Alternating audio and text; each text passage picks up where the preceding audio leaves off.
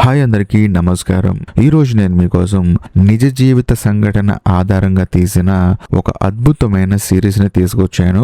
ఇంతకీ సిరీస్ పేరు ఏంటంటే అన్బిలీవబుల్. ఈ సిరీస్ స్టోరీ ఏంటంటే మన కథలో హీరోయిన్ ను ఒక రేపిస్ట్ గాడు తన జీవితాన్ని నాశనం చేశాడని చెప్పేసి పోలీసులకు చెప్తుంది. కాకపోతే వాళ్ళు ఏం చేస్తారంటే ఈ అమ్మాయి అబద్ధాలు చెప్తుంది, ఫేమస్ అవడానికి లేనిపోని అబద్ధాలు ఆడుతుందని చెప్పేసి అంటారు. దాంతో ఒక్క రోజులో హీరోయిన్ జీవితం మొత్తం మారిపోతుంది. సొసైటీ అవ్వచ్చు, ఫ్రెండ్స్ అవ్వచ్చు, చుట్టూ ఉండే వాళ్ళు అవ్వచ్చు, అందులో నా అమ్మాయికి అమ్మా నాన్న లేరు, తెలిసిన ప్రతి ఒక్కళ్ళు ఆ అమ్మాయిని తక్కువగా చూస్తూ ఉంటారు. ఫేమస్ అవడానికి ఇలాంటి పనులు చేయాలా, నీది ఒక జీవితమేనా అని చెప్పేసి ప్రతి ఒక్కళ్ళు ఆ అమ్మాయిని తక్కువ చేసి మాట్లాడుతూ ఉంటారు. ఆ తర్వాత ఆ అమ్మాయి జీవితం ఏమైంది, ఇంతగా అమ్మాయి చెప్పింది నిజమా అబద్ధం అనేది ఈ సిరీస్ స్టోరీ. ఈ సిరీస్ లో ఇద్దరు లేడీ డిటెక్టివ్స్ ఇన్వెస్టిగేషన్ మామూలుగా ఉండదు కాబట్టి అసలు మిస్ అవ్వకండి. ఇంకా డైరెక్ట్ గా కథలోకి వెళ్లే ముందు మీరు కనుక మన ఛానల్ కి ఫస్ట్ టైం వస్తే దయచేసి సబ్స్క్రైబ్ చేసి బెల్ ఐకాన్ ప్రెస్ చేయండి. ఎందుకంటే ఇలాంటి అద్భుతమైన సిరీస్ లో మీరు అస్సలు మిస్ అవ్వకూడదు కాబట్టి. ఇంకా డైరెక్ట్ గా కథలోకి వెళ్తే ఈ స్టోరీ స్టార్టింగ్ లోనే మన కథలో హీరోయిన్ చూపిస్తారు. బేసికల్ గా హీరోయిన్ కి ఏంటంటే అమ్మా నాన్న లేరనమాట. అందులోనూ ఈ అమ్మాయికి ఇప్పుడు 18 సంవత్సరాలు. మరీ ముఖ్యంగా తాను చిన్న వయసులో ఉన్నప్పటి నుంచి ఇప్పటి వరకు చాలా మంది తనని దత్తత తీసుకున్నారు. కాకపోతే ఎక్కువ రోజులు చూసేవాళ్ళు కాదనమాట.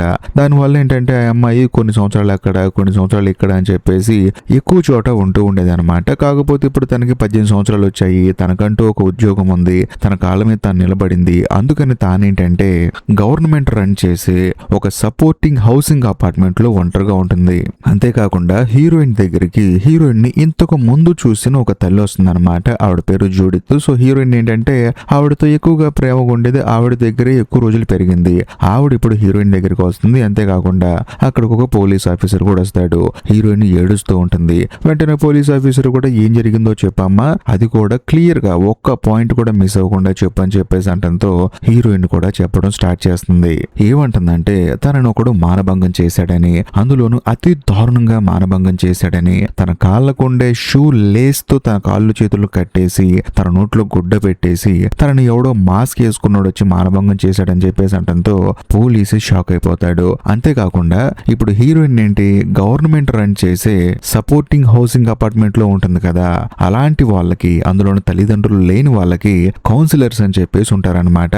సో హీరోయిన్ కూడా ఒక కౌన్సిలర్ ఉంటుంది లేడీ, ఆవిడ కూడా వస్తుందన్నమాట. వచ్చిన తర్వాత తన గ్రూప్ లో ఉన్న ఒక అమ్మాయికి ఇలా జరిగిందని చెప్పేసి ఆవిడ కూడా బాధపడుతూ ఉంటుంది. ఆ తర్వాత ఇక్కడికి ఇద్దరు డిటెక్టివ్స్ వస్తారు. వచ్చిన తర్వాత వాళ్ళు కూడా డీటెయిల్డ్ గా చెప్పమ్మా జరిగిందని చెప్పేసి అంటారు. హీరోయిన్ కూడా జరిగింది చెప్తుంది అనమాట. ఎవడో నా రూమ్ లోకి వచ్చాడండి, కత్తి తీసుకొని బెదిరించాడు, నేను చంపేస్తాను, సౌండ్ చేస్తా అన్నాడు, నేను కూడా సైలెంట్ గా ఉన్నాను, ఆ తర్వాత నన్ను దారుణంగా మానభంగం చేశాడని చెప్పేసి అంటంతో డిటెక్టివ్స్ కూడా సరే అని చెప్పేసి నోట్ చేసుకుంటారు. అంతేకాకుండా కొన్ని టెస్టులు చేయాలమ్మా అని చెప్పేసి అంటంతో హీరోయిన్ కూడా సహకరిస్తుంది. కాకపోతే డిటెక్టివ్స్ కి అర్థం కాని విషయం ఏంటంటే ఏ అమ్మాయినా సరే మానభంగానికి గురైన తర్వాత భయంతో వణికిపోతూ బాధతో చెప్తూ ఉంటుంది. కాకపోతే హీరోయిన్ మాత్రం ఫేస్ లో ఎటువంటి రియాక్షన్స్ లేకుండా అలా సైలెంట్ గా చెప్తూ ఉంటుంది అనమాట. దాంతో డిటెక్టివ్స్ కి డౌట్ వచ్చేస్తుంది. ఆ తర్వాత హాస్పిటల్లో టెస్ట్ చేసే నర్స్ వచ్చేసి ఏం జరిగిందో చెప్పమ్మా అని చెప్పేసి అంటూ ఉంటుంది. బేసికల్ గా ఆవిడేంటంటే శాంపిల్స్ అన్ని తీసుకుంటూ ఉంటుంది అనమాట. అప్పుడు హీరోయిన్ అడుగుతుంది. హీరోయిన్ కూడా ఎన్నిసార్లు చెప్పాలండి, పోలీస్ కి చెప్పాను, డిటెక్టివ్స్ కి చెప్పాను, మళ్ళీ మీకు కూడా చెప్పాలని చెప్పేసి అంటంతో లేదమ్మా క్లియర్ గా చెప్తే నాకు కూడా అర్థం అవుతుంది కదా అని చెప్పేసి అంటంతో హీరోయిన్ మళ్ళీ ఫస్ట్ కాడి నుంచి జరిగింది మొత్తం చెప్తుంది అనమాట. ఇదిలా ఉంటే మరోవైపు డిటెక్టివ్స్ ఏం చేస్తారంటే హీరోయిన్ ఉంటున్న ఫ్లాట్ మొత్తాన్ని చెక్ చేస్తారు. ఆ ఫ్లాట్ లో ఒక డిఎన్ఏ కానీ లేకపోతే ఏదన్నా ఆధారాలు కానీ ఏమీ దొరకవు అనమాట.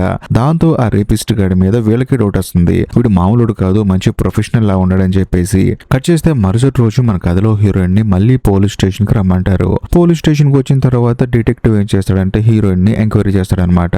కాదమ్మా ఆ సంఘటన జరగడానికి ముందు ఏం జరిగిందో చెప్పు అని చెప్పేసి అంటాడు. దాంతో హీరోయిన్ కూడా జరిగింది చెప్తుంది అనమాట. నేను నా ఎక్స్ బాయ్ ఫ్రెండ్ తో మాట్లాడుతూ ఉన్నానండి, వాడికి నాకు బ్రేకప్ అయిపోయింది, కాకపోతే దాంతో లేట్ నైట్ మాట్లాడుతూనే ఉన్నాను, ఆ తర్వాత అలాగే నిద్రపోయాను, బట్ ఎప్పుడు ఆ రేపిస్ట్ గారు లోపలికి వచ్చాడో తెలియదు కానీ వచ్చిన తర్వాత నేను సౌండ్ చేయకుండా నా నోట్లో గుడ్డ కట్టేశాడు, ఆ తర్వాత కత్తితో పొడి చేస్తానన్నాడు. అంతా అయిపోయిన తర్వాత వాడు అక్కడి నుంచి వెళ్ళిపోయిన తర్వాత నేను ఫోన్ తీసుకొని పోలీసులకు ఫోన్ చేశాను, నన్ను ఇంతకు ముందు పెంచిన జూడిత్ అనే ఆవిడకి ఫోన్ చేశాను, ఆ తర్వాత అంతే రెండు జరిగిందని చెప్పేసి అంటుంది. దాంతో డిటెక్టివ్ కూడా మొత్తం నోట్ చేసుకొని సరేనమ్మా 2 రోజుల తర్వాత మళ్ళీ పిలుస్తాము, ఈసారి కొంచెం డీటెయిల్డ్ గా ప్రతిదీ చెప్పాలి నువ్వు, నువ్వు అలా చెప్తేనే వాడిని పట్టుకునే అవకాశం ఉందని చెప్పేసి అనడంతో హీరోయిన్ కూడా సరే అండి అని చెప్పేసి అక్కడి నుంచి బయటకు వచ్చేస్తుంది. ఆ తర్వాత హీరోయిన్ తన ఫ్లాట్ కి వెళ్తుంది. అందులోనూ గవర్నమెంట్ రన్ చేసే అపార్ట్మెంట్ కాబట్టి అందులో హీరోయిన్ లాంటి వాళ్ళు చాలా మంది ఉంటారు. వాళ్ళందరూ హీరోయిన్ కి ధైర్యం చెప్తారు, మేమందరం నీతో ఉన్నాం అని చెప్పేసి అంటారు. అంతేకాకుండా హీరోయిన్ కూడా వాళ్ళకి జాగ్రత్తలు చెప్తుంది, ఇలా మీరు డోర్లు తీసి విండోస్ ఓపెన్ చేసి పడుకోమాకండి అని చెప్పేసి. దాంతో వాళ్ళు కూడా సరే అంటారు. అంతేకాకుండా అదే అపార్ట్మెంట్ లో హీరోయిన్ కి ఒక అమ్మాయి ఫ్రెండ్ ఉంటుంది. ఆ అమ్మాయితో చెప్తుంది అనమాట, నాకు కొంచెం భయంగా ఉంది, నీతో పాటు ఉండొచ్చు అని చెప్పేసి అంటంతో ఆ అమ్మాయి కూడా తప్పకుండా అని చెప్పేసి తన ఫ్లాట్ లో హీరోయిన్ ని పడుకోమంటుంది. ఇదిలా ఉంటే మరోవైపు ఇద్దరు భార్యాభర్తలను చూపిస్తారు. బేసికల్ గా జూడిత్ తర్వాత హీరోయిన్ ను చూసుకున్న పేరెంట్స్ అనమాట వీళ్ళకి ఈ విషయం తెలిసిన తర్వాత వాళ్ళు కూడా బాధపడతారు. అందులోనూ ఆవిడ పేరు కోలిన్ అనమాట. ఆవిడ ఏంటంటే హీరోయిన్ దగ్గరకు వచ్చి ధైర్యం చెప్తుంది, నువ్వేం కంగారు పడకమ్మా, నీకు నేనున్నాను అని చెప్పేసి అంటుంది. ఆ తర్వాత మరుసటి రోజు ఇద్దరు కలిసి షాపింగ్కి వెళ్తారు. బేసికల్ గా హీరోయిన్ పడుకునే బెడ్షీట్ ఏంటంటే పోలీసులు తీసుకెళ్తారనమాట. ఆ రేపిస్ట్ గడికి సంబంధించిన డిఎన్ఏస్ ఏమైనా దొరుకుతాయని చెప్పేసి. దాంతో వీళ్ళు ఏంటంటే బెడ్షీట్ కొనుక్కుందాం అని వస్తారు. హీరోయిన్ ఏంటంటే తను ఏదైతే కలర్ వాడిందో అదే కలర్ కావాలని చెప్పేసి గొడవ పెడుతూ ఉంటుంది. అక్కడున్న ఆవిడ ఏమంటుందంటే లేదండి అని చెప్పేసి అంటూ ఉంటుంది. కానీ హీరోయిన్ మాత్రం నాకు అదే కావాలని చెప్పేసి అంటూ ఉంటుంది. పక్కనే ఉన్న కోలిన్ ఏమంటుందంటే ఏదైతే ఏముందని చెప్పేసి అంటంతో అదేంటి మనం కొనుక్కునే వాళ్ళం కదా, వాళ్ళు ఏది చూపిస్తే అది కొనుక్కోవాలని చెప్పేసి అంటంతో కోలిన్కి ఏం అర్థం కాదు. ఆ తర్వాత గవర్నమెంట్ వాళ్ళు ఏం చేస్తారంటే హీరోయిన్ కి అదే అపార్ట్మెంట్ లో వేరే ఫ్లాట్ ఇస్తారనమాట. ఎందుకంటే ఆ రూమ్ లో ఉన్న దగ్గర నుంచి ఆ అమ్మాయికి అయ్యే విషయాలు గుర్తొస్తాయి అని చెప్పేసి వేరే ఫ్లాట్ ని ఇస్తారు. దాంతో రూమ్ మొత్తం చదువుకుంటూ ఉంటుంది. కానీ కోలిన్ కి మాత్రం ఒక విషయం అర్థం కాదు, ఈ అమ్మాయికి మానభంగం జరిగింది కానీ బాధపడట్లేదు, కనీసం తన ప్రాబ్లం నాతో కూడా చెప్పుకోవట్లేదు అని చెప్పేసి. కాదమ్మా ఏదైనా ప్రాబ్లం ఉంటే చెప్పుకోమా నాతో అని చెప్పేసి అంటూ ఉంటుంది. అలాంటిది ఏం లేదని చెప్పేసి అంటూ తన పని తను క్యాజువల్ గా చేసుకుంటూ ఉంటుంది. దాంతో కోలిన్ కే డౌట్ వచ్చేసి తన భర్తకు చెప్తుంది, ఈ అమ్మాయి వాళ్ళకం చూస్తుంటే తన జీవితంలో ఏమీ జరగనట్టు చాలా క్యాజువల్ గా ఉంది, ఏంటి ఈ అమ్మాయి అని చెప్పేసి ఆవిడకే డౌట్ వచ్చేస్తుంది. ఆ తర్వాత హీరోయిన్ కేసును డీల్ చేస్తున్న డిటెక్టివ్ ఏం చేస్తాడంటే ఇంతకు ముందు తనని పెంచిన జూడిత్ దగ్గరికి వెళ్తాడు. వెళ్ళిన తర్వాత ఆ అమ్మాయి గురించి ఎంక్వైరీ చేస్తాడనమాట. ఏం చేస్తాడంటే ఆ అమ్మాయి ఏంటండి ఆ సంఘటన జరిగిన దగ్గర నుంచి మనసులో ఎటువంటి బాధ లేకుండా ఏమి జరిగినట్లు చాలా క్యాజువల్ గా ఉంటుంది. ఆ అమ్మాయి గురించి చెప్తారని చెప్పేసి అంటంతో ఆ అమ్మాయి గురించి చెప్పాలంటే పెద్దగా ఏమీ లేదు. కాకపోతే ఈ మధ్య జనరేషన్ లో చాలా మంది ఏంటంటే అందరూ వాళ్ళని గుర్తించాలి, ప్రతి ఒక్కళ్ళు వాళ్ళ గురించి మాట్లాడుకోవాలని చెప్పేసి అటెన్షన్ సీకింగ్ తో చచ్చిపోతున్నారు. ఒకవేళ ఈ అమ్మాయి కూడా అలా బిహేవ్ చేస్తుందేమో. అందులోనూ నాకు కూడా ఇలాంటి సంఘటన చిన్నప్పుడు జరిగిందండి. ఒక రేపిస్ట్ గాడు నా జీవితాన్ని నాశనం చేశాడు, నేను దాంట్లో నుంచి కోలుకోవడానికి చాలా టైం పట్టింది నాకు. కాకపోతే హీరోయిన్ మాత్రం అలా ఏం బిహేవ్ చేయట్లేదు, నాకెందుకో తాను కొంచెం డిఫరెంట్ గా బిహేవ్ చేస్తుందని చెప్పేసి అనిపిస్తుంది. ఇది నా ఆలోచన మాత్రమే, కాబట్టి మీరు మాత్రం కరెక్ట్ గా ఎంక్వైరీ చేసి ఏది నిజం ఏది అబద్ధమో తేల్చండి అని చెప్పేసి అంటంతో ఆయన కూడా సరే అంటాడు. మరుసటి రోజు పోలీస్ స్టేషన్ కి హీరోయిన్ ని రమ్మంటాడు. ఆ తర్వాత మళ్ళీ ఇన్వెస్టిగేట్ చేస్తాడు. అంతేకాకుండా అమ్మాయిని అక్కడి నుంచి పంపించేస్తాడు. ఆ తర్వాత హీరోయిన్ కి సంబంధించిన హీరోయిన్ వాళ్ళ బాయ్ ఫ్రెండ్ ని ఎంక్వైరీ చేస్తాడు. చేసిన తర్వాత ఆయనకి అర్థమయ్యే విషయం ఏంటంటే ఇప్పుడు పోలీస్ ఆఫీసర్స్ కి చెప్పిన విషయాలు కొన్ని మాత్రమే తన బాయ్ ఫ్రెండ్ కి చాలా విషయాలు చెప్పింది అని చెప్పేసి. ఆ తర్వాత డిటెక్టివ్ ఏం చేస్తాడంటే హీరోయిన్ ను ఆశ్రమంలో పెరిగిన అమ్మాయి కదా, చాలా మంది తనను దత్తత తీసుకున్నారు. చాలా మంది ఏంటంటే ఈ అమ్మాయి మీద కంప్లైంట్ ఇచ్చి ఈ అమ్మాయి కరెక్ట్ కాదని చెప్పేసి వాళ్ళు వదిలించేసుకున్నారు కూడా. సో దాంతో డిటెక్టివ్ ఏంటంటే హీరోయిన్ మీద చిన్న డౌట్ మొదలైపోతుంది. అంతేకాకుండా పోలీసులకి సగం చెప్పి తన బాయ్ ఫ్రెండ్ కి మొత్తం చెప్పింది కదా, అక్కడ కూడా తన మీద డౌట్ వచ్చేస్తూ ఉంటుంది. ఇదిలా ఉంటే మరోవైపు మన కథలో హీరోయిన్ ఒక సూపర్ మార్కెట్ లో పనిచేస్తూ ఉంటుంది అనమాట, పార్ట్ టైం జాబ్. అంతేకాకుండా కరెక్ట్ గా అదే సమయంలో పోలీస్ స్టేషన్ నుంచి కాల్ వస్తుంది, డిటెక్టివ్స్ నీతో మాట్లాడాలంట అని చెప్పేసి. దాంతో హీరోయిన్ కూడా వెళ్తుంది. వెళ్ళిన తర్వాత ఇద్దరు డిటెక్టివ్స్ కూర్చుంటారు. కూర్చున్న తర్వాత మెయిన్ హెడ్ ఏమంటాడంటే చూడమ్మా, నువ్వు మాతో చెప్పిన విషయాలు నీ బాయ్ ఫ్రెండ్ తో చెప్పలేదు, నీ బాయ్ ఫ్రెండ్ గారికి మాత్రం చాలా విషయాలు చెప్పావు. నిజం చెప్పాలంటే ఒక్కొక్కళ్ళకి ఒక్కొక్క విషయం చెప్తూ ఉన్నావు. అసలు నిజంగానే ఆ రేపిస్ట్ గాడు నేను మానభంగం చేశాడా, లేకపోతే ఫేమస్ అవ్వాలని, అందులోనూ అందరూ నిన్ను గుర్తుపట్టాలని ఆ అటెన్షన్ సీకింగ్ అనే జబ్బుతో ఉన్నావా అని చెప్పేసి అడగడంతో హీరోయిన్ కి ఏం అర్థం కాదు, ఏం మాట్లాడుతున్నారు మీరు అని చెప్పేసి. అందులోనూ హీరోయిన్ కి ఏంటంటే విపరీతంగా కోపం వచ్చేస్తుంది. కాకపోతే వాళ్ళ ముందు కొంచెం కంట్రోల్ చేసుకుంటుంది. బేసికల్ గా హీరోయిన్ కి కోపం రావడంలో తప్పులేదు, ఎందుకంటే నన్ను ఒకడు మానభంగం చేశాడు అని చెప్పినా కూడా అటెన్షన్ కోసం ఇదంతా చెప్పావు కదా అని చెప్పేసి అంటే ఎవరికైనా కోపం వస్తుంది. కానీ డిటెక్టివ్ పాయింట్ ఆఫ్ వ్యూలో చూసినా కూడా హీరోయిన్ ని ఎక్కువ మంది దత్తత తీసుకున్నారు. అందులోనూ ఇలాంటి సంఘటన జరిగిన తర్వాత కూడా ఆ అమ్మాయి మొహంలో ఎటువంటి బాధ లేకుండా చాలా రిలాక్స్ గా ఉండడంతో వీళ్ళకు కూడా డౌట్ వచ్చేస్తూ ఉంటుంది. దాంతో హీరోయిన్ ఏమంటుంది ఏమంటుందంటే ఒకవేళ నేను అబద్ధం చెప్పాను అని మీకు చెప్తే ఏమవుతుందని చెప్పంటే ఏముంటుంది, ఈ అమ్మాయి ఫాల్స్ కేసు పెట్టింది, అసలు ఏం జరగలేదని చెప్పేసి కేసును కొట్టేస్తాము, నీ దారిని నువ్వు వెళ్ళిపోవచ్చు, మా దారిని మేము వెళ్ళిపోతాం అని చెప్పేసి అంటంతో హీరోయిన్ ఏమంటుందంటే నేను అబద్ధమే చెప్పానని చెప్పేసి అంటుంది. దాంతో వాళ్ళు ఏమంటారంటే నువ్వు చెప్పింది అబద్ధమే అని చెప్పేసి లెటర్ రాసి ఇవ్వని చెప్పేసి అంటారు. హీరోయిన్ కూడా లెటర్ రాసి సంతకం పెడుతుంది. దాంతో ఆ డిటెక్టివ్స్ కూడా ఊపిరి పీల్చుకుంటారనమాట. మొత్తానికి ఒక బాధ తప్పింది అని చెప్పేసి. ఎందుకంటే ఈ అమ్మాయి నిజమే చెప్పాను నేనని చెప్పేసి అందనుకో, ఇప్పుడు వీళ్ళందరూ కలిసి ఆ అమ్మాయి జీవితాన్ని నాశనం చేసిన వాడిని వెతకాలి కదా. అందుకని వీళ్ళు ఏంటంటే మొత్తానికి కేసు క్లోజ్ అయిపోయింది అని చెప్పేసి ఆనందపడతారు. ఆ తర్వాత మళ్ళీ వీళ్ళిద్దరు లోపలికి వచ్చి చూసి అమ్మ రాసావు అని చెప్పేసి అంటంతో హీరోయిన్ కూడా రాశాను అని చెప్పేసి అంటుంది. వాళ్ళిద్దరిలో ఒక ఆయన చూసి అమ్మా ఏం రాసావమ్మా నువ్వు, ఎవరైనా ఇలా రాస్తారా, నా జీవితాన్ని ఎవడో నాశనం చేశాడని చెప్పేసి నేను కలగన్నాను, ఆ కళ నిజం అనుకోని అందరికి చెప్పానని చెప్పేసి అలా రాస్తారా, ఎందుకంటే మొదట నీ జీవితం నాశనం అయిపోయిందని చెప్పావు, ఆ తర్వాత ఏం కాలేదని చెప్పావు, ఇప్పుడు చూడబోతేనేమో కల్లో జరిగింది ఇదంతా అని చెప్పావు, ఇలా అయితే ఎలాగమ్మా, మళ్ళీ ఇన్వెస్టిగేట్ చేయాల్సి వస్తుంది, నేను మళ్ళీ పోలీస్ స్టేషన్ పిలవాల్సి వస్తుంది అని చెప్పేసి అంటంతో హీరోయిన్ కి ఏడు పాగదనమాట. దాంతో వాళ్ళు ఏమంటారంటే అసలు ఏం జరగలేదు అని చెప్పేసి క్లియర్ గా రాయమ్మా అని చెప్పేసి హీరోయిన్ తో చెప్తారు. దాంతో హీరోయిన్ కూడా వాళ్ళు కావాల్సింది రాసి ఇచ్చేసి అక్కడ నుంచి వచ్చేస్తూ ఉంటుంది. అప్పుడు అక్కడ ఉన్న ఆయన ఏమంటాడంటే చూడు, ఇంతకు ముందు నిన్ను పెంచిన వాళ్ళే నీ గురించి చాలా విషయాలు చెప్పారు మాకు, వాళ్ళకే నీ మీద నమ్మకం లేదు, అలాంటిది మేము ఎలా నమ్ముతామా అని చెప్పేసి అంటంతో హీరోయిన్ ఏడ్చుకుంటూ అక్కడి నుంచి వచ్చేస్తుంది. ఆ తర్వాత హీరోయిన్ ఏం చేస్తుందంటే జూడిత్ వాళ్ళ ఇంటికి వెళ్తుంది. ఎందుకంటే వాళ్ళ దగ్గర తన సైకిల్ ఉంది, అందులో ఇంతకు ముందు డిటెక్టివ్ చెప్పాడు కదా నిన్ను పెంచిన వాళ్ళే నీ గురించి బ్యాడ్ గా చెప్పారని. దాంతో హీరోయిన్ బాధపడుతూ ఉంటుంది. వెళ్ళిపోయేటప్పుడు జూడిత్ అడుగుతుంది అనమాట ఎందుకు ఇలా చేస్తున్నావు అని చెప్పేసి. దాంతో హీరోయిన్ కూడా చెప్తుంది మీరే నా గురించి బ్యాడ్ గా చెప్పారని చెప్పంటంతో నేను అలా చెప్పలేదు, నేను డౌట్ గా ఉందని చెప్పానని చెప్పేసి అంటంతో హీరోయిన్ మాత్రం తన సైకిల్ తీసుకొని కోపంగా అక్కడి నుంచి వచ్చేస్తుంది. కట్ చేస్తే మరుసటి రోజు హీరోయిన్ వాళ్ళ కౌన్సిలర్ ఉంది కదా లేడీ, ఆవిడ ఇంకో కౌన్సిలర్ తో వస్తుందన్నమాట. వచ్చిన తర్వాత ఇద్దరు అడుగుతారు కాదమ్మా కేసు వాపస్ తీసుకున్నావా, నీకేం జరగలేదని చెప్పేసి డిటెక్టివ్స్ చెప్పావా, ఏం మాట్లాడుతున్నావు నువ్వు అని చెప్పేసి అంటంతో తాను సైలెంట్ గా ఉంటుంది. అప్పుడు కౌన్సిలర్ ఏమంటుందంటే చూడమ్మా నీకు అన్యాయం జరిగింది కదా అని చెప్పేసి అంటంతో అవును అని చెప్పేసి హీరోయిన్ అంటుంది. మరి ఎందుకు వాపస్ తీసుకున్నావు, ఏం జరగలేదని చెప్పి ఎందుకు చెప్పావు, నువ్వేదో భయపడ్డట్టున్నావు పదా అని చెప్పేసి ఆ కౌన్సిలర్ లేడీ హీరోయిన్ తీసుకుని మళ్ళీ పోలీస్ స్టేషన్ కి వస్తుంది.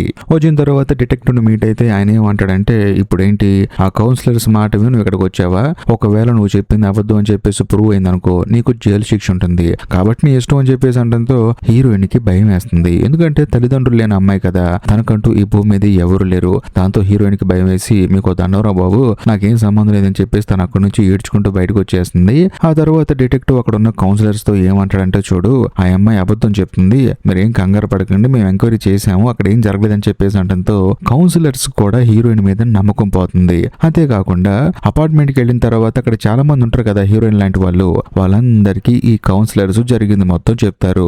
ఈ అమ్మాయి నిజమే చెప్పింది, అక్కడ ఏం జరగలేదు, కేవలం ఫేమస్ అవడానికి ఇదంతా చేసిందని చెప్పేసి అంటంతో అక్కడ ఉన్న వాళ్ళందరికీ ఏంటంటే హీరోయిన్ మీద ఒక తప్పుడు ఉద్దేశం మొదలవుతుంది అనమాట. మరి ఎంత దిగజారాలా అని చెప్పేసి హీరోయిన్ మీద కోపంతో అక్కడి నుంచి అందరూ వెళ్ళిపోతారు. కాకపోతే హీరోయిన్ కి ఏంటంటే ఇంకా బాధ అనిపిస్తుంది అనమాట. ఆ తర్వాత చనిపోదాం అని చెప్పేసి ఒక బ్రిడ్జ్ దగ్గరికి వెళ్తుంది. ఆ తర్వాత బ్రిడ్జి అవతల నుంచొని చనిపోదాం అనుకుంటుంది. సడన్ గా పక్క నుంచి ఒక కార్ వెళ్ళడంతో తనకి భయం వేస్తుంది. బేసికల్ గా హీరోయిన్ కి చనిపోవడానికి కూడా ధైర్యం లేదనమాట. మళ్ళీ తను ఏం చేయాలో తెలియక కిందకు వచ్చేస్తుంది. వచ్చిన తర్వాత మూలన కూర్చొని వణికిపోతూ ఉంటుంది. ఎందుకంటే తనకంటూ ఈ భూమి మీద ఎవరు లేరు, ఒక బాధ చెప్పుకుందామన్నా తన మనసులో మాట చెప్పుకుందామన్నా ఎవరు లేరు. దాంతో హీరోయిన్ కూడా చేసేదేం లేక తనకు ఒక ఫ్రెండ్ ఉంది కదా, తన ఫ్రెండ్ కి ఫోన్ చేస్తుంది పలానా చోట ఉన్నాను అని చెప్పేసి. దాంతో ఆ అమ్మాయి కూడా సర్లే అని చెప్పేసి వస్తుంది. వచ్చిన తర్వాత అపార్ట్మెంట్ లో దింపి చూడు ఇలా ఎప్పుడు పడితే అప్పుడు నాకు కాల్ చేయమాకు, నా టైం వేస్ట్ చేయమాకు అని చెప్పేసి ఆ అమ్మాయి కూడా కోపం గెలిపోతుంది. ఎందుకంటే ఆ అమ్మాయికి కూడా తెలిసిపోయింది కదా హీరోయిన్ అబద్ధాలు ఆడింది ఫేమస్ అవడం కోసం అని చెప్పేసి. అందుకని ఆ అమ్మాయి ఏంటంటే అలా మాట్లాడి వెళ్ళిపోతుంది. కాకపోతే మన కథలో హీరోయిన్ మాత్రం బాధపడుతూ ఉంటుంది. కట్ చేస్తే మరోవైపు ఆ డిటెక్టివ్ ఉన్నాడు కదా, అతను ఏం చేస్తాడంటే హీరోయిన్ కేసుని క్లోజ్ చేసేస్తాడు. కట్ చేస్తే మరోవైపు కరణ్ అనే ఒక డిటెక్టివ్ చూపిస్తారనమాట. బేసికల్ గా ఆవిడ ఏంటంటే ఒక కొత్త కేసు వచ్చిందని చెప్పేసి అక్కడికి బయలుదేరి వెళ్తూ ఉంటుంది. ఆ తర్వాత అక్కడికి వెళ్ళిన తర్వాత కరణ్ వాళ్ళ అసిస్టెంట్ చెప్తాడనమాట ఒక అమ్మాయిని ఎవరో మానభంగం చేశారంట, ఆ అమ్మాయి కంప్లైంట్ ఇచ్చిందని చెప్పడంతో కరణ్ కూడా సరే అని చెప్పేసి వెళ్ళి ఆ అమ్మాయిని మీట్ అవుతుంది. ఆ అమ్మాయి పేరు అంబర్. ఆ తర్వాత కరణ్ ఏం చేస్తుందంటే అంబర్ ని కారులో కూర్చోబెట్టి ఫస్ట్ తనతో చాలా క్యాజువల్ గా మాట్లాడటం మొదలు పెడుతుంది. ఇంతకు ముందు హీరోయిన్ తో ఆ డిటెక్టివ్స్ ఎలాగైతే మాట్లాడారో దానికి డెడ్ ఆపోజిట్ లో చాలా క్లోజ్ గా చూడమ్మా నేను చాలా క్వశ్చన్లు అడుగుతూ ఉంటాను, నీకు ఇష్టం అయితే ఆన్సర్ చెప్పు, ఇష్టం లేకపోతే వదిలేయి, నీకు అడిగేటప్పుడు గ్యాప్ కావాలన్నా లేదు నేను వెళ్ళిపోవాలన్నా ప్రశాంతంగా వెళ్ళి వెళ్ళిపో అని చెప్పేసి చాలా కంఫర్ట్ ఇస్తుంది అనమాట కరణ్. దాంతో అంబర్ కూడా జరిగింది మొత్తం క్లియర్ గా చెప్పడం స్టార్ట్ చేస్తుంది. బేసికల్ గా మన కథలో హీరోయిన్ కి ఎలాగైతే జరిగిందో అంబర్ కూడా సేమ్ అలాగే జరిగింది. తానేంటంటే తన బాయ్ ఫ్రెండ్ తో మాట్లాడి ప్రశాంతంగా పడుకుంటే సడన్ గా ఎవడో ఇంట్లోకి వచ్చేసి తనని మానభంగం చేశాడని చెప్పేసి అంటుంది. అందులోనూ ఆ అమ్మాయి తల కట్టుకునే హెయిర్ బ్యాండ్ ని తీసి తన చేతులు కట్టేసి ఆ తర్వాత కాళ్ళు కట్టేసి మొహానికి మాస్క్ వేసుకొని ఒక బ్యాగ్ తగిలించుకొని అది కూడా గన్ను పట్టుకొని వచ్చి మరి నన్ను బెదిరించాడు, ఆ తర్వాత నన్ను మానభంగం చేశాడని చెప్పేసి అంటంతో కరణ్ కి మైండ్ బ్లాక్ అయిపోతుంది. అంతేకాకుండా వాడు 4 గంటలు నన్ను మానభంగం చేశాడని చెప్పేసి అంటుంది. దాంతో కరణ్ కి ఏం అర్థం కాదనమాట. కాకపోతే అంబర్ మాత్రం కొంచెం తెలియగల అమ్మాయి. వాడు ఎలా ఉంటాడు, వాడు ఏ మాస్క్ వేసుకొచ్చాడు, వాడు ఎన్ని భాషలు మాట్లాడుతున్నాడు, మరీ ముఖ్యంగా అంబర్ కి ఏంటంటే హెయిర్ బ్యాండ్ ఉంది కదా, అది ఇంతకు ముందే తను పోగొట్టుకుంది, దాన్ని తీసుకొచ్చి మరి తనకే తగిలించాడని. అంతేకాకుండా వాడేంటంటే ఆ అమ్మాయిని మానభంగం చేసిన తర్వాత ఆ అమ్మాయి శరీరం మీద వాడి DNA ఉండకూడదని చెప్పేసి 20 నిమిషాలు బాత్రూమ్ లో స్నానం చేసి వచ్చిన దాకా అలా గన్ను పట్టుకొని ఉన్నాడని, ఒకవేళ తాను గొడవ చేస్తే గన్నుతో కాల్చి చంపేస్తాడో అని చెప్పేసి భయం వేసి తాను కూడా వాడి చెప్పిందల్లా చేశానని చెప్పేసి కరణ్ కి అంబర్ ఎగ్జాక్ట్లీ ఏం జరిగిందో మొత్తం చెప్తుంది. అంతేకాకుండా వాడి కాలు మీద నల్లటి మచ్చ ఉందని, మానభంగం అంతా చేసిన తర్వాత ఈ విషయం బయట చెప్తే మాత్రం ఖచ్చితంగా ఏదో ఒక రోజు వచ్చి నేను చంపేస్తానని చెప్పేసి బెదిరించాడని, అంతేకాకుండా వెళ్ళిపోయేటప్పుడు ఫోటో తీసుకున్నాడని ప్రతిదీ డీటెయిల్డ్ గా చెప్తుంది అనమాట. మొత్తం విన్న తర్వాత కరణ్ కూడా సరే హాస్పిటల్కి వెళ్దామమ్మా, టెస్టులు చేయించుకుందామని చెప్పేసి అంటంతో అంబర్ కూడా సరే అని చెప్పేసి హాస్పిటల్కి వస్తుంది. ఇదిలా ఉంటే మరోవైపు అంబర్ ఇంట్లో అంటే ఆ అమ్మాయిని ఎక్కడైతే ఆడు మానభంగం చేశాడో ఆ ఇంట్లో మొత్తం వెతుకుతారు. అక్కడ కూడా ఎటువంటి ఆధారాలు దొరకవు. అందులోనూ ఆ బెడ్ మీద ఉన్న దుప్పటి కూడా వాడు అక్కడి నుంచి తీసుకెళ్లిపోయాడు. ఆ తర్వాత కరణ్ ఏం చేస్తుందంటే అంబర్కి అన్ని టెస్టులు అయిపోయిన తర్వాత చూడమ్మా, ఇప్పుడు నువ్వు ఎక్కడైతే ఉంటున్నావో అక్కడ ఉంటూ నీకు అంత మంచిది కాదు, ఎందుకంటే నువ్వు పోలీసుల్ని డిటెక్టివ్స్ ని అందరినీ మీట్ అయ్యావు కాబట్టి వాడు మళ్ళీ అక్కడికి వచ్చే ప్రమాదం ఉంది, కాబట్టి నువ్వు ఎక్కడ ఉంటావో చెప్పు, అక్కడ డ్రాప్ చేస్తానని చెప్పేసి అంటంతో అంబర్ కూడా నా బెస్ట్ ఫ్రెండ్ ఒక అమ్మాయి ఉంది అక్కడికి వెళ్తా అని చెప్పేసి అంటుంది. దాంతో కరణ్ కూడా సరే అని చెప్పేసి తనని ఎక్కడ డ్రాప్ చేస్తుంది. ఆ తర్వాత కరణ్ ఏం చేస్తుందంటే ఆఫీస్కి వెళ్ళిన తర్వాత ఆ ఫైల్స్ అన్ని చూస్తూ ఉంటుంది అనమాట. అందులో ఈ అమ్మాయి చెప్పిన డీటెయిల్స్ అన్ని పక్కాగా కనిపిస్తూ ఉంటాయి. అంటే అంబర్ చెప్పింది కదా వాడు ఎలా ఉంటాడు ఏం చేస్తాడని చెప్పేసి. అందులో ఏముంటుందంటే వాడు అమ్మాయి రూమ్ లోకి వచ్చిన తర్వాత చిన్న పిల్లల డ్రెస్ వేసుకోమని చెప్పి వాడే దగ్గరుండే మేకప్ వేసి ఒక పింక్ కలర్ కెమెరాలో ఫొటోస్ తీసుకుంటూ ఆ అమ్మాయి జీవితాన్ని నాశనం చేసాడని, అంతా అయిపోయిన తర్వాత వాడు నడుచుకుంటూ వెళ్ళేటప్పుడు వాడి కాలు మీద ఉన్న మచ్చను చూశానని చెప్పేసి అమ్మాయి చెప్పింది కదా. సో వాటన్నిటిని తన టీమ్ తో కూడా చెప్తుంది అనమాట. వాడు ఇలా ఉంటాడు, ఇలాంటి వాడు ఎక్కడైనా కనిపిస్తే మాత్రం ఖచ్చితంగా వాడిని పట్టుకోండి అని చెప్పేసి అంటుంది. ఇదిలా ఉంటే మరోవైపు మన కథలో హీరోయిన్ దగ్గరికి కౌన్సిలర్స్ వస్తారనమాట. వచ్చిన తర్వాత చూడు నువ్వు అబద్ధం చెప్పావు కాబట్టి నీకు కొంచెం రిస్ట్రిక్షన్స్ ఎక్కువ అవుతాయి. అదేంటంటే నువ్వు ఎక్కడికైనా వెళ్ళేటప్పుడు మాకు చెప్పాలి, అందులోనూ సాయంత్రం అయితే మాత్రం ఎక్కడికి వెళ్ళకూడదని చెప్పిన తర్వాత హీరోయిన్ కి ఏంటంటే బాధ అనిపిస్తుంది అనమాట. ఆ తర్వాత చేసేదేం లేక ఇంతకు ముందు హీరోయిన్ చూశారు కదా కోలిన్ అని చెప్పేసి ఒక లేడీ, ఆవిడ దగ్గరికి వెళ్ళి ఉందామని చెప్పేసి హీరోయిన్ వెళ్ళి చూస్తే అక్కడ ఆవిడ ఉండదు. కాకపోతే ఆవిడ భర్త ఉంటాడు. తానేంటంటే ఆప్యాయంగా దగ్గర తీసుకొని ఏం బాధపడమాకమ్మా అని చెప్పేసి తనకి ధైర్యం చెప్తాడు. ఆ తర్వాత హీరోయిన్ ఏమంటుంది ఆయనతో నేను ఇక్కడ పడుకోవచ్చు ఈ రోజు నైట్ అని చెప్పేసి అంటంతో ఆయన ఏమంటాడంటే నా భార్య ఇంట్లో లేదమ్మా నువ్వు ఉంటే బాగోదేమో అని చెప్పేసి అంటంతో హీరోయిన్ ఏమంటుందంటే లేదు లేదు తను వచ్చేంత వరకు నేను టీవీ చూస్తూ ఉంటానని చెప్పేసి అంటుంది. దాంతో కోలిన్ భర్త ఏమంటాడంటే అలా కాదమ్మా నువ్వు ఎప్పుడు ఏం చెప్తావు ఎవరికి తెలియదు, కాబట్టి నా భార్య నేను జీవితాంతో హ్యాపీగా ఉండాలంటే తను వచ్చిన తర్వాత పడుకో అని చెప్పేసి అంటంతో హీరోయిన్ కూడా బాధ అనిపించేసి సైకిల్ తీసుకొని అక్కడ నుంచి వెళ్ళిపోతుంది.